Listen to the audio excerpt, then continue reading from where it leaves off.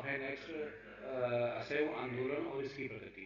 भारतीय स्वतंत्रता के संघर्ष के जो आंदोलन हैं उसमें खिलाफत की बात हम देखेंगे। असहयोग आंदोलन जो 1920 में महात्मा गांधी द्वारा आरंभ किया गया। सरकार ने रूलर एक्ट, पंजाब की गलतियों को ठीक नहीं किया, मुसलमानों को दिए गए वचनों का पालन भी नहीं किया, तो महात्मा गांधी एक सहयोगी से असहयोगी बन गए। जब अंग्रेज सरकार अपने कमिटमेंट, अपने वक्तव्यों, अपने वादों पर नहीं रही, तो महात्मा गांधी को जो पहले अंग्रेजी सरकार के समर्थक थे वो उसके असहयोगी बन गए। असहयोगी बनने के बाद उनको गिरफ्तार कर लिया गया, उन पर मुकदमा चलाया गया।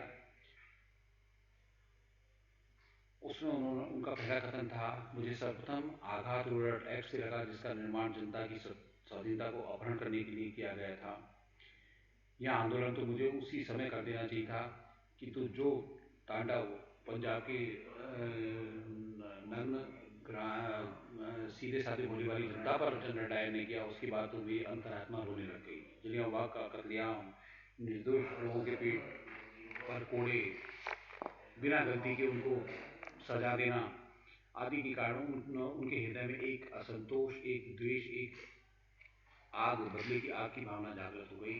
इसके परिणाम स्वरूप उन्होंने सरकार से असहयोग करने के कारण असहयोग करने का एक तरीका निकाला, जिसे असहयोग आंदोलन के नाम से जाना जाता है। जब महात्मा गांधी को अंग्रेजों के धर्षपूर्ण रवैये का पूरी तरह ज्ञान हो गया, तब उन्होंने अंग्रेज सरकार के विरुद्ध असहयोग आंदोलन चलाया। जैसा कि मैंने आपको पहले बताया, भारतीय मुसलमान भी अंग्रेजों के साथ हो गए और 1920 में कलकत्ता में कांग्रेस का अधिवेशन बुलाया गया। इस अधिवेशन में निम्न प्रस्ताव पारित किए गए: सरकारी उपाधियां, संवैतनिक पद छोड़ दिए जाएं, जिन संस्थाओं में वो नामजद हैं, जिनमें वो नॉमिनेट हैं, उनको भी इस्तीफा दे दिया जाए। मतलब सरकार के प्रति पूरी तरह असहयोग दिखाया जाए। सरकारी स्वागत समारोह, सरकारी अधिकारियों द्वारा सम्मान में किए जाने वाले अन्य कार्यक्रमों में भाग न लिया जाए भारतीयों द्वारा। सरकारी मान्यता प्राप्त स्कूल कॉलेजों का बहिष्कार किया जाए तथा भारतीयों को विद्या देने के लिए भारतीय विद्यापीठ, भारतीय विद्यालयों की स्थापना की जानी चाहिए, जो टोटल पूर्ण रूप से केवल भारतीय हों। वकीलों द्वारा भी ब्रिटिश अदालतों का बहिष्कार किया जाए। झगड़ों के लिए पंचायत स्तर पर अदालतें स्थापित की जाए, पंचायत स्तर पर व्यवस्था की जाए और अंग्रेजी कानून, अंग्रेजी न्यायों का बहिष्कार किया जाए। सैनिकों, क्लर्कों, मजदूरों को अपनी सेवाएं विदेशों में देने पर प्रतिबंधित किया जाए। विदेशी माल, शराब का बहिष्कार किया जाए।